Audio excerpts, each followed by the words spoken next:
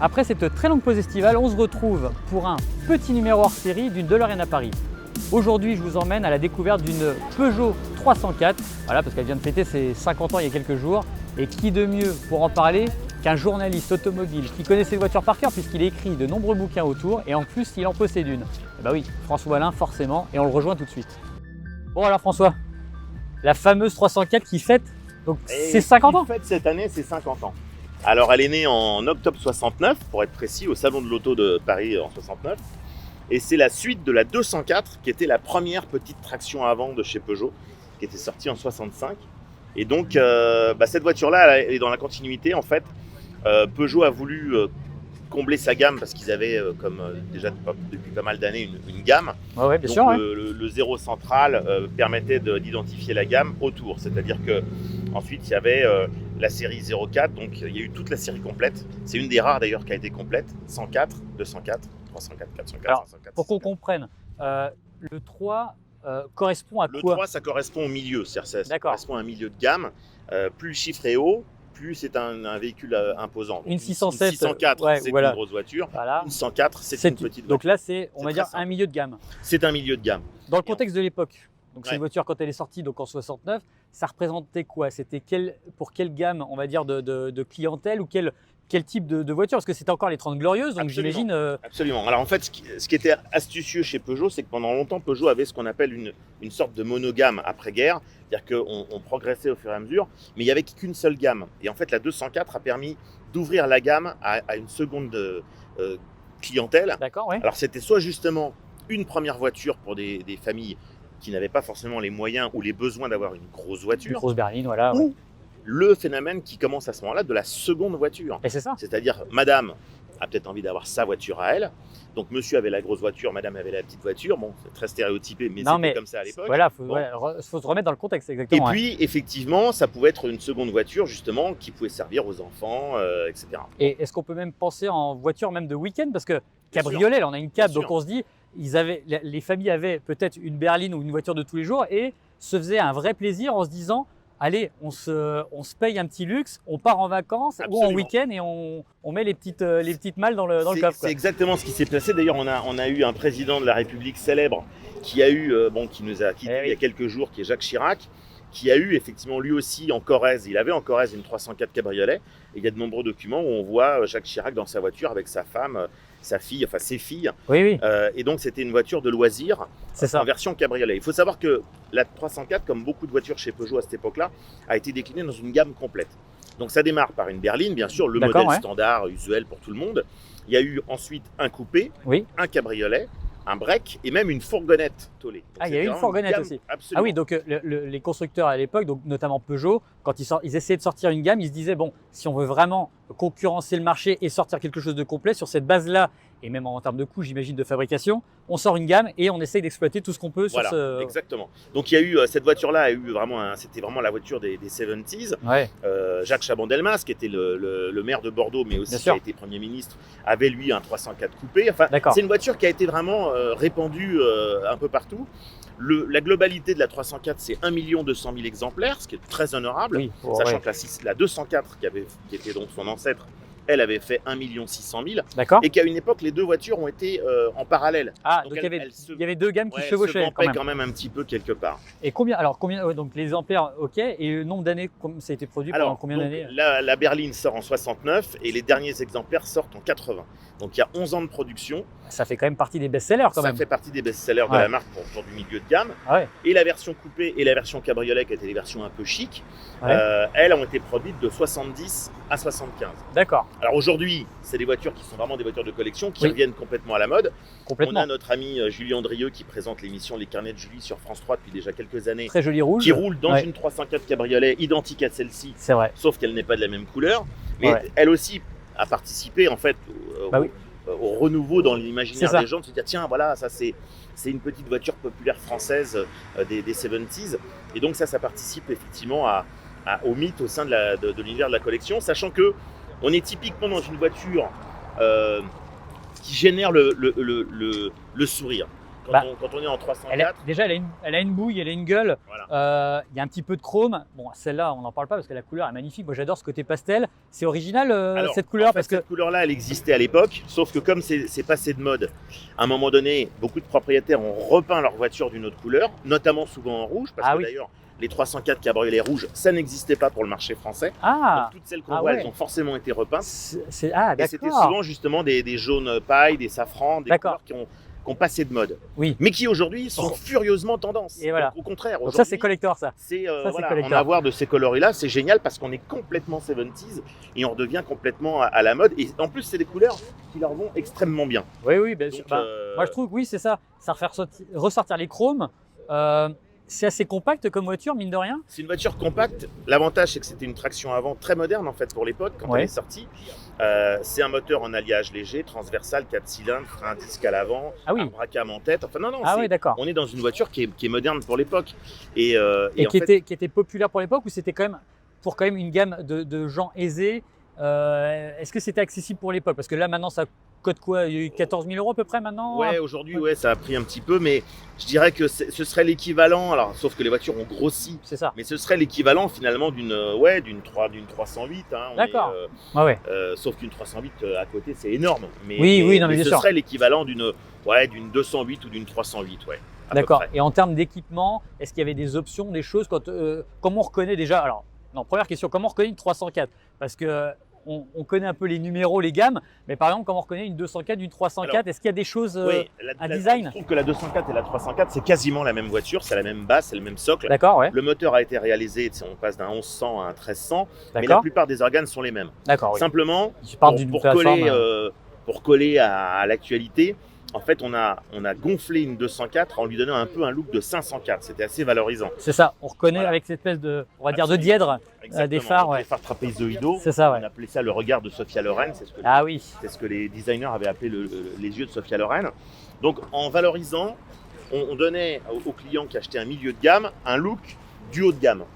Ce qui est très drôle, c'est que ces jours-ci, Peugeot est en train de présenter la nouvelle 208 qui vient de suivre exactement le même principe 50 ans plus tard. C'est-à-dire qu'aujourd'hui, la 208, nouvelle 208, adopte des codes stylistiques de la 508 avec les feux arrière, les feux avant, la face avant. Enfin bref, il y a beaucoup de liens esthétiques entre la nouvelle 208 et la 508. Exactement comme l'a fait Peugeot il y a 50 ans. La stratégie commerciale reste finalement, quand la sauce fonctionne, on va dire, on garde le concept. On est carrément dans l'actualité parce qu'il y a 50 ans, c'était exactement la même chose en donnant à la 304 un look de 504. C'est exactement pareil 50 ans après. Et en plus, on est jour pour jour quasiment, puisque la présentation de la 208 a eu lieu a commencé le jour des 50 ans de la 304. C'est quand même drôle. À mon avis, il y a eu quand même un petit hommage en tout cas. Et alors moi, admettons, je connais pas une 304, je vois ça un jour, je me dis, oh dis donc, c'est quand même sympa comme voiture, j'y connais rien.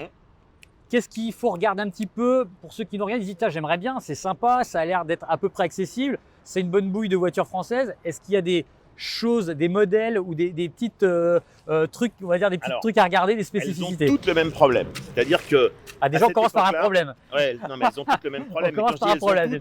C'est toutes les voitures de cette époque-là. C'est qu'à l'époque, les voitures n'étaient pas ou très peu protégées contre la corrosion. Bon.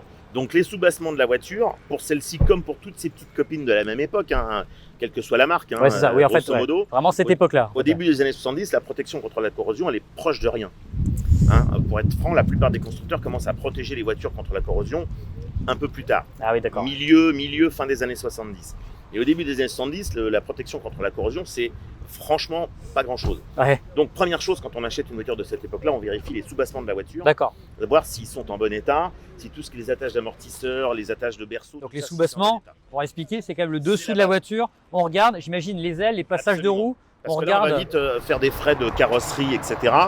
Le reste, tout ce qui est accessoires, options, gadgets, tout ça, ça se trouve, c'est pas compliqué. C'était fiable? C'est fiable quand même comme véhicule? Le moteur, on n'est pas en galère, en train de se dire, oulala, va falloir que je fasse des bourses toute l'année pour trouver un boulon? Non, c'est pas d'accord. Ce qui est bien, c'est que cette base moteur-là, elle sert pour la 204, la 304, la 305 première génération. La base moteur a été faite à des millions d'exemplaires. Oui, donc à l'époque, il y avait un vrai SAV, ce qui a conçu à un autre constructeur Bien français sûr, le bien principe sûr, du SAV, bien sûr. on fournit des voitures à des clients, Ouais. mais l'idée c'est qu'ils reviennent. Donc il faut qu'il y ait quelque chose derrière qui Cette soit. base de moteur conçue au début des années 60, elle a servi aussi à la 104.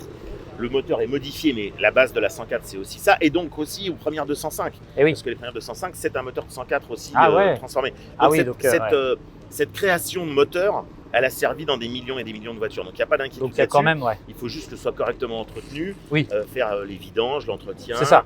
Il faut que ça roule, c'est toujours la même histoire. Et c'est ce qu'on dit. Alors Une ça, c'est ce qu'on voiture qui ne explique roule exactement. pas. Les anciennes, enfin même les nouvelles, mais en Faut tout que cas ça les anciennes, il roule. faut que ça roule. Voilà. Sinon, bah voilà, des fois, Donc quand on en a une dans son parking, même si on s'en sert très peu, Faire il tourner faut un peu. de temps en temps qu'on faire quelques mètres, sorte, retourner, on voilà, fait quelques quelques tours de kilomètres, voilà, pâté de maison, voilà. exactement. Ouais. C'est essentiel, c'est vraiment important. Et une cab, est-ce que c'est plus galère Est-ce qu'il y a il y aurait des phénomènes sur le châssis ou des problèmes de corrosion au niveau de la capote? Est-ce qu'il y a des choses à regarder à l'arrière? Le cabriolet et le coupé sont sur la même base technique avec des très gros longerons, donc il n'y a aucun problème. D'accord. Le truc, c'est qu'effectivement, un cabriolet, si ça a été laissé dehors avec une capote qui n'était pas étanche, Oui.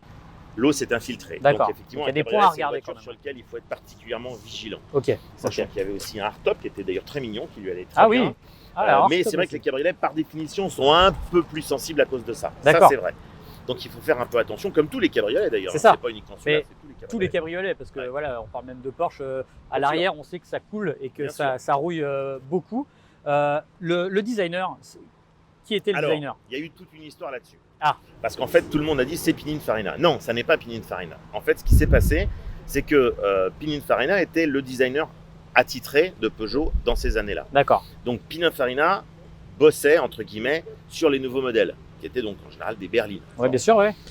Et puis, il se trouve que sur le cas précis de la 204 et donc de la 304, c'est la maison Peugeot elle-même qui a D'accord. fait ces versions spécifiques raccourcies. D'accord, ouais. Et donc, c'est les designers internes de chez Peugeot, qui étaient sous la direction de Paul Bouveau, qui était le patron du style à l'époque, qui ont adapté et qui ont transformé le dessin, par exemple, de la 204 coupé. Mhm.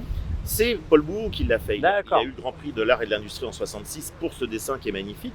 C'était pas facile de faire un coupé élégant sur une base courte, parce que c'est un empattement court. Oui, c'est ça. Ouais. Et ça Et peut donc, vite voilà, et donc, être tout ça, c'est tronqué la à suite, l'arrière. ça, Et, ouais. En fait, la 204 et la 304, je disais, c'est quasiment la même voiture. Il y a juste un restyling, mais c'est la même base. D'accord. Oui, voilà. Donc, ce sont les gens du bureau de style Peugeot qui sont auteurs, entre guillemets, du dessin de Donc, ces deux si exemplaires. jamais on trouve une 304 avec un logo stické Pininfarina, on sait que ça correspond pas. C'est de l'usurpation, ça n'a rien à voir. Et justement, alors, à l'époque, c'était quand même assez étonnant parce qu'on a eu une période où c'était construction moteur et carrossier qui matchaient. Et ensuite, on a eu constructeur auto et designer. Et ça, justement, est-ce qu'il y avait, à l'époque, les gens se disaient « Ah oui, ça, c'est designé par Pininfarina, par Marcello Gandini. On y va parce qu'on sait que c'est de la valeur sûre. » Est-ce que dans l'état d'esprit d'avoir C'est de l'image de marque. C'est l'image de marque. Il y avait, C'est de l'image de voilà. marque. C'est comme les gens qui, à une époque, enlevaient le logo Dino sur leur Dino et Oui. mettaient le logo Ferrari. Oui, oui, C'est la même chose, c'est le même c'est principe. ça. Une Dino était fabriquée chez Ferrari par Ferrari, mais ça s'appelait pas une Ferrari. Mais ça, on s'en fout. Voilà. Ça n'a aucune importance. Mais Il y a une voilà. époque des gens pour qui c'était important. C'est Voilà. ça. Ils se disaient ah on va là-dedans parce que c'est Voilà. peut-être de la valeur sûre alors Donc, que là c'est pareil. En fait, ces voitures-là n'ont pas du tout été assemblées chez Pininfarina, ni chez Peugeot d'ailleurs. Elles ont été Ah, d'accord. sous-traitées. Ces versions-là, en l'occurrence les coupés, les cabriolets, Ouais. étaient sous-traitées chez Chausson, d'accord, à l'usine de Creil, au nord de Paris. d'accord. Donc voilà. Donc ça vient pas de Sochaux, ça non, vient pas de d'accord. Non, ces versions-là ça- ne viennent pas de Sochaux. Donc il y a Mais des ça, voilà. c'est de la cuisine interne. Mais oui, Et on s'en fiche, ça n'a Non, mais aucune importance. voilà, c'est ça, c'est tout ce qu'on veut, c'est de se dire j'ai une voiture voilà qui est très mignonne, Voilà. qui reste encore pour l'instant accessible. Ça a quand même tendance à grimper, donc je pense qu'il faut pas trop attendre à mon avis. Mais si tu veux, le truc, c'est que ça n'a pas changé. Les petites séries que constituent souvent les coupés et les cabriolets chez tous les constructeurs Oui. ont souvent été sous-traités Ah oui, chez d'accord. d'autres. Ah oui. Liez, Brissonneau et C'est vrai. Lotz, Chausson ont bossé pour des tas de constructeurs français ou étrangers d'ailleurs. Et en l'occurrence, bah là c'était le cas aussi. Les éléments arrivaient de Sochaux et c'était assemblé dans une usine d'assemblage spécifique pour ces versions-là. Et finalement, aujourd'hui, ça ne pose pas du tout de soucis. C'est les mêmes pièces, c'est les mêmes choses. Et les éléments venaient de Sochaux. Donc on se retrouve aujourd'hui avec une voiture populaire que les gens adorent, qui est toute C'est vrai. mignonne, très sympa, qui génère la bonne humeur parce qu'il y a le côté populaire, Frenchy. Alors, on l'a vu, hein. On peut expliquer tout à l'heure. Voilà, Oui. quand elle est arrivée, les gens se ruent dessus pour Bien voir sûr. ça parce que aussi bien pour les anciennes générations, ça leur rappelle forcément des souvenirs, qui l'ont connu, et les nouvelles, qui trouvent ça très mignon. Donc non, mais c'est sûr. Toi, t'en as une en plus. Toi, t'as quoi? T'as une cab? Ah, moi, je les ai toutes. Toi, t'as toute la collecte, c'est ça? Ah oui, grand collectionneur. En tout cas, merci François. On se retrouve de toute façon, on se retrouve très vite l'année prochaine à la télé pour la 5e saison de Vintage, c'est ça? Absolument. Et peut-être, j'espère, sur le tour. Et ben, j'espère bien Sur le Tour aussi. Auto quand même. Voilà, en voiture française. En voiture française, bah oui, je pense ça. Merci en tout cas. Je te remercie, puis on se retrouve très vite. Salut François. Salut les amis. Merci beaucoup. J'espère que ce petit numéro hors série sur la 304 vous a appris plein de choses. En tout cas, j'ai trouvé ça super intéressant. Je ne connaissais pas toute l'histoire de la 304. J'en ai appris plein aujourd'hui. On se retrouve très vite pour un nouvel épisode d'une DeLorean à Paris. À très vite les amis. Ouhouhou.